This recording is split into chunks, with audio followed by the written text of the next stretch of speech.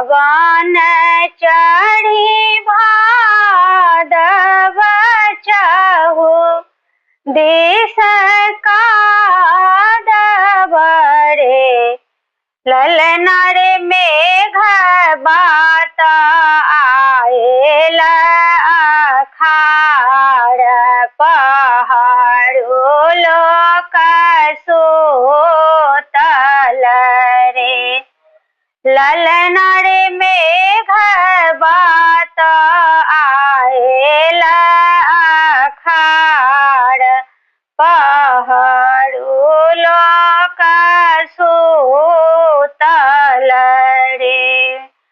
सासु मोरा सुतली भनसा घर ननदी को बड़ घर रे ललना रे होनी प्रभु सोतल दलान पर ककरा जगाए बरे ललना रे होनी प्रभु सोतल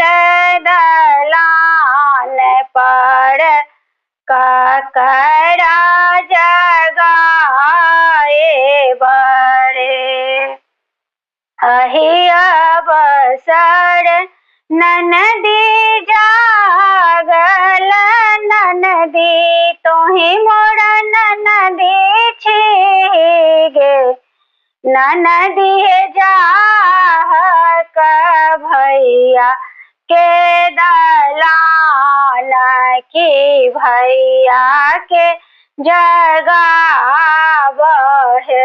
हे ललना रे जाहक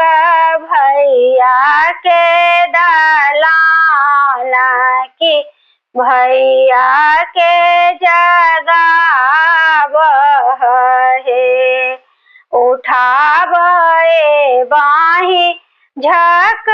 झोड़ल भैया के उठाएल हे ललना रे तोर धानी दर देवे आकुल तोहा